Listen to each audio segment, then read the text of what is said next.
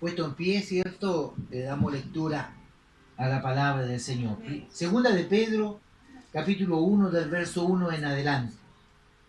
Segunda de Pedro, capítulo 1, del verso 1 en adelante. Dice: Simón Pedro, siervo y apóstol de Jesucristo, a los que habéis alcanzado por la justicia de nuestro Dios y Salvador Jesucristo, una fe igualmente preciosa que la nuestra. Gracia y paz os sean multiplicadas en el conocimiento de Dios y de vuestro Señor Jesucristo.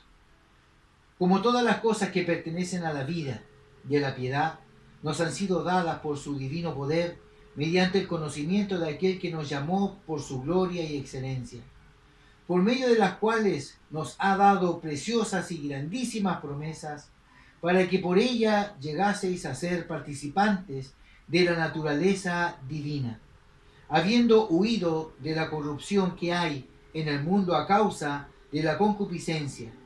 Vosotros también, poniendo toda diligencia por esto mismo, añadid a vuestra fe virtud, a la virtud conocimiento, al conocimiento dominio propio, al dominio propio paciencia, y a la paciencia piedad. Amén. Y en el verso 7 dice: y a la piedad afecto fraternal, y al afecto fraternal amor. Oramos al Señor. Padre, en el nombre de Jesús, Señor, queremos que tu palabra pueda bendecir nuestra vida, pueda, Señor, tocar las fibras profundas de nuestro ser y podamos ser cambiados, regenerados a través de ella. Te pedimos en el nombre de Jesús una bendición para nuestras vidas. Amén. Amén. Tome asiento en el nombre del Señor y vamos a ver cómo este apóstol Pedro, cuando escribe, ¿cierto?, esta carta, esta epístola, ¿cierto?, en su segundo libro, él hace una aclaración muy importante y esto es muy hermoso. Dice el verso 1: Simón Pedro, siervo y apóstol de Jesucristo, a los que habéis alcanzado por la justicia de nuestro Dios y Salvador Jesucristo, una fe igualmente preciosa que la nuestra. Es decir, aquí en el verso 1, Pedro se está presentando como apóstol, como siervo de Dios, y le está diciendo a aquellos que han alcanzado una fe igualmente preciosa que la nuestra. ¿Cuántos pueden decir amén? Amén. Dios, hermano amado, tiene una fe preciosa para ellos como apóstoles del primer siglo, pero también una fe para usted. Es decir, esta carta Pedro se la está escribiendo a usted, para aquellos hermanos que han alcanzado la misma fe que alcanzamos nosotros, sea paz y fe. Dice el verso 2: gracia y paz os sean multiplicadas en el conocimiento de Dios y de nuestro Señor Jesucristo. Lo segundo que dice el apóstol es que va a haber gracia y paz a través del conocimiento de Dios y del Señor Jesucristo. Que esa es la vida del cristiano. Nosotros como hijos del Señor, si no sabemos nada de nuestro Señor, no podemos ser cristianos. Yo no puedo ser cristiano sin saber de Cristo, porque usted es cristiano por Cristo. Yo, por lo tanto, tengo que saber a quién alabo, a quién bendigo. Tengo que conocer yo a quién estoy sirviendo. Y ese es Cristo. Conocer su nacimiento, conocer su desarrollo ministerial, su discípulo, conocerlo a él en el Antiguo Testamento, cómo él se mostraba antes de que él fuera encarnado, la vida de Cristo.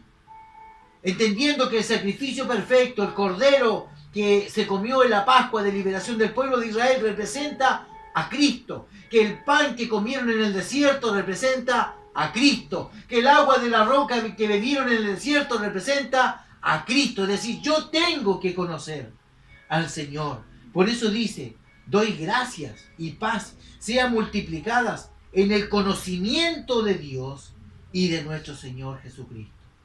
Dios quiere que usted le conozca. Dios no se anda escondiendo de usted. Oh, es que este Dios es difícil de conocerlo y de encontrarlo. No, Dios se muestra y se presenta. El tema es que usted y yo no queremos conocer. Nos acostumbramos a ir a los cultos y a las reuniones y tener reuniones tras reunión, pero no conocer a Cristo. Por lo tanto, dice el verso 3: como todas las cosas que pertenecen a la vida, dice todas las cosas, no algunas, todas las cosas de la vida suya, de su vida natural, todo como usted come, camina, duerme, trabaja, todas las cosas de la vida y a la piedad nos han sido dadas por su divino poder mediante el conocimiento de aquel que nos llamó por su gloria y excelencia. Una vez más, el apóstol cierto ocupa esta palabra conocimiento, es decir, que la vida, todas las cosas de la vida, cuando yo le digo a mi esposa mi vida, ella me dice, yo no soy tu vida, porque si yo muero, tú vas a seguir viviendo, entonces no eres mi vida. Todas las cosas que pertenecen a la vida y a la piedad, dice la Escritura que ya se nos fue dada. Amén. Mediante el conocimiento de aquel que nos llamó por su gloria y excelencia. ¿Quién lo llamó a usted? Cristo. Es decir, si yo quiero saber, hermano amado, cómo conducirme en esta vida, en este mundo, tengo que conocer a Cristo. Amén. Porque Cristo es la plenitud, dice la Biblia, que Cristo es la plenitud de todo y en todo lo llena. No harta plata, no harto dinero, no una tremenda casa, ni 20 autos. Esas son cosas momentáneas y pasajeras. Pero el que llena todo el ser del ser humano se llama Jesucristo. Amén.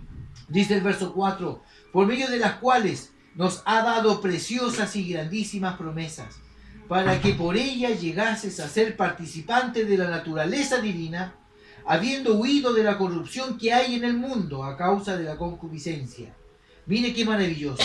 Y aquí yo me quiero detener en el verso 4, porque hay algo maravilloso acá. Dice, por medio de las cuales nos ha dado preciosas y grandísimas, no grandes, grandísimas promesas, para que por ella, o sea, por las promesas, llegásemos a ser participantes de la naturaleza divina.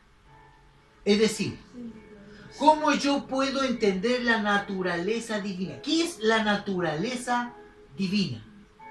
La Biblia dice que cuando yo, ¿cierto?, entienda estas promesas, estas preciosas y grandísimas promesas que Dios me ha hecho, yo voy a poder entender, ¿cierto?, lo que significa la naturaleza divina o la naturaleza de vida. Esto significa que cada vida tiene su naturaleza.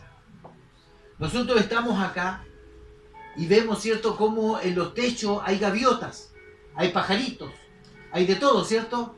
Y ellos tienen huevos, ellos se aparean.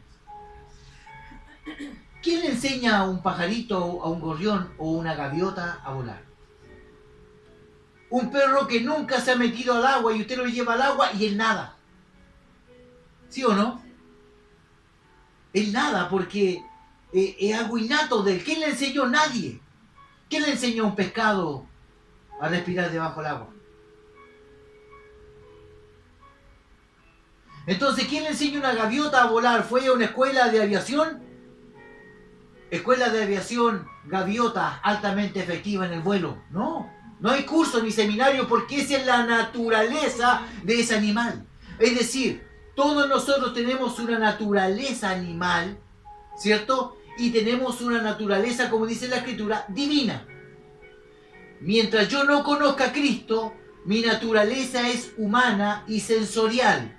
Yo me muevo por mis ojos, me muevo por lo que huelo, por lo que tacto, ¿cierto? Por mi instinto como animalitos. Pero cuando yo conozco a Cristo, a través de la Escritura, la palabra me muestra que yo tengo algo divino dentro de mí, que se llama naturaleza divina. Porque dentro de la Escritura aparecen tres seres espirituales: Dios, los ángeles y el hombre.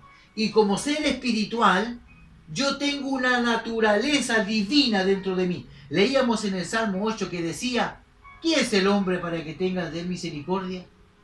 Lo coronaste de gloria. Lo hiciste poco menos que los ángeles. Eso significa que hay algo divino dentro nuestro. El soplo de vida, el Ruach, el Espíritu de Dios que sopló en nuestra vida, hermano, para poder tener esa naturaleza. Ahora, cuando yo entiendo las promesas, las grandísimas promesas, ¿y cuáles son esas grandísimas promesas? Para yo conocer la naturaleza divina. La Biblia dice que nosotros fuimos antes de la fundación del mundo. Amén. guardados y engendrados por Dios. Esa es una promesa divina. Es decir, nosotros fuimos salvos. Nosotros fuimos predestinados. Antes que usted llegara a Cristo, Dios ya sabía lo que usted iba a hacer. Y esa es una promesa. Y cuando yo entiendo esa promesa, yo la hago vida en mi vida y se transforma en algo natural para mí. Eso significa naturaleza de vida. Entonces yo camino tranquilo, sirvo a Dios tranquilo y no ando preocupado de perder o no perder mi salvación, porque mi salvación está escondida en Cristo. Amén. Entonces yo entiendo que en estas grandísimas promesas, Él dice que Él envió a su Hijo para salvar. Él envió a su Hijo para deshacer las obras del diablo. Él envió a su Hijo, hermano amado, para que usted y yo tengamos vida. Estábamos muertos en delito y en pecado, y Él nos trasladó de la potestad de las tinieblas al reino del amado Hijo. Esas son promesas que yo, cuando las creo, nace esa naturaleza divina. Apocalipsis 1:6 dice que somos reyes y sacerdotes para Dios y que vamos a reinar con Él. Esa es una promesa. Cuando yo la veo acá y la creo, para mí viene a ser una naturaleza de vida. Amén. No sé si me hago entender, pero cuando usted entiende estas cosas, usted puede vivir como rey, caminar como sacerdote, caminar como libre, ¿cierto? Porque usted ha entendido que hay una naturaleza divina dentro de usted. Hay una chispa divina. Cuando Dios lo crea a usted, crea un espacio dentro de su vida, de su cuerpo, de sus organismos, que solamente puede ser llenado por Dios. Por lo tanto, hermanos amados, atendamos con más atención estas cosas importantes. Dice, y Pedro recomienda y recalca 2 veces en el verso 3 y en el verso 2, habla del conocimiento. Amén. El conocer. Vosotros también, dice el verso 5, poniendo toda diligencia, por esto mismo añadir a vuestra fe virtud. Y a la virtud conocimiento, y al conocimiento dominio propio, y al dominio propio paciencia, y a la paciencia piedad, y a la piedad afecto fraternal, y al afecto fraternal amor. Aquí yo veo 7 virtudes. 7 virtudes que como hijo de Dios usted tiene que tener. Primero, dice la Biblia que tiene que tener fe. Amén. Porque sin fe es imposible agradar a Dios. Amén. Sin fe es imposible agradar. Y a esa fe que agrada a Dios tengo que ponerle virtud. ¿Qué es lo que es la virtud? Son las cosas buenas. Amén. Que usted puede hacer, cosas virtuosas. Hacer cosas buenas a través de la fe y a través del conocimiento. Y al conocimiento, dominio propio. ¿Qué es lo que es el dominio propio? ¿Qué es el dominio propio? Es el dominio que usted tiene de su conocimiento. No por el conocimiento yo voy a pasar a aplastar al que no sabe mucho. Pero generalmente a veces el que sabe más le pone el pie encima al que sabe menos. Y eso no debe ser así, porque dice la Escritura que al conocimiento hay que ponerle dominio propio, es decir, frenar el conocimiento y al conocimiento y al dominio propio, paciencia. Es decir, si la hermana no sabe mucho y el hermano no sabe mucho y yo sé muchas cosas, tengo que poner dominio propio por amor y por paciencia a mi hermano y a mi hermana.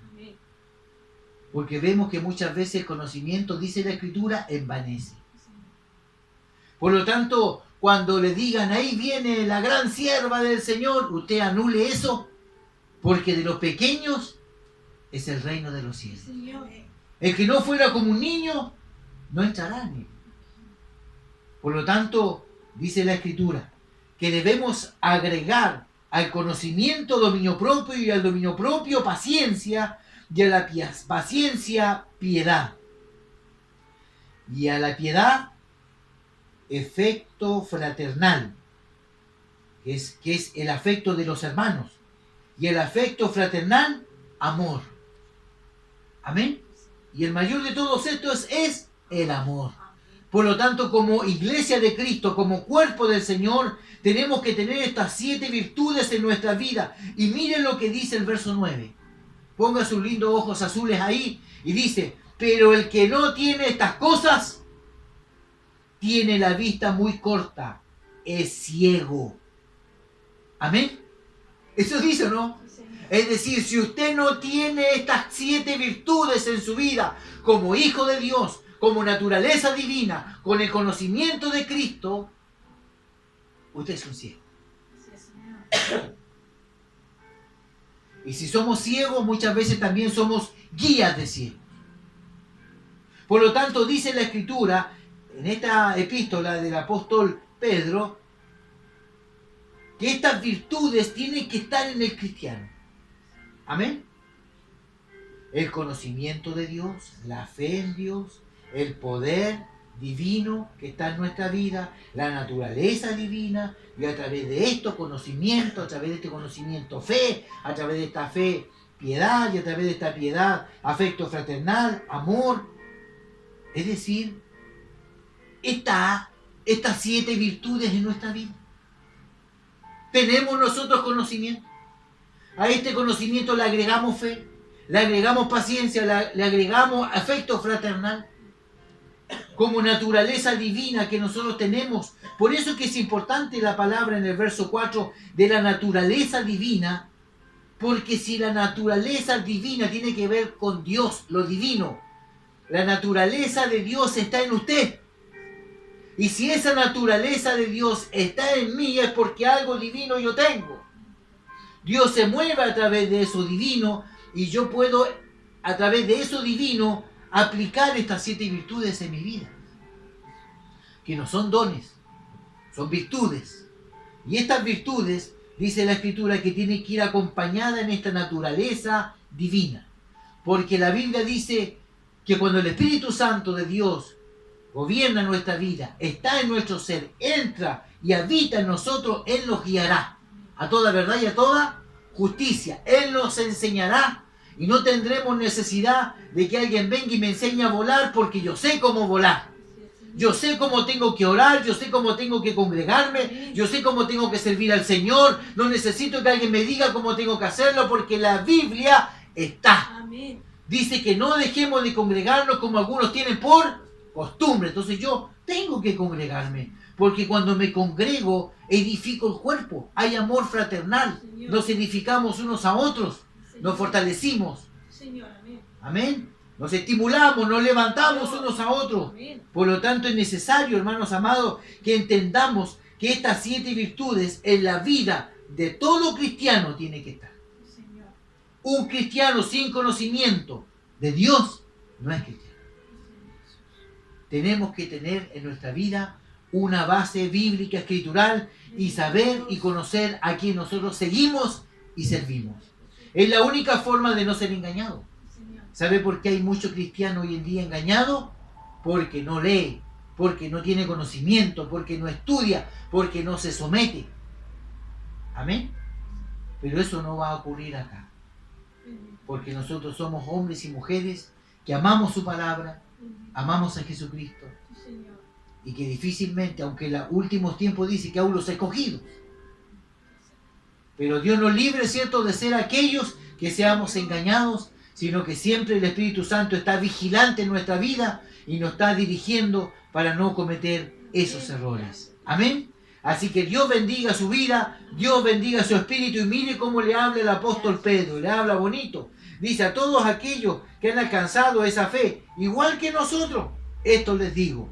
Y ahí el apóstol Pedro le entrega su recomendación. Por lo tanto, si no hemos sido hombres diligentes en el conocimiento, ni en la fe, ni en la piedad, ni en la paciencia, ni en el afecto fraternal, es tiempo de hacerlo. Para que los hermanos que lleguen a la iglesia encuentren hermanos cariñosos, hermanos afectivos. Amén. Hermanos que realmente se sientan acogidos en la casa de Dios, y que podamos ser todos edificados en el cuerpo de Cristo. Así que si usted realmente necesita estas 7 virtudes, a lo mejor puede que tenga 2 o 3. A ver, tenemos conocimiento, Amén. dominio propio, Amén. paciencia, Señor. piedad, afecto fraternal y amor. Si nos falta alguno de esos, vamos a orar para que Dios nos dé. Amén. Así que le voy a pedir que cierre sus ojitos y oramos al Señor.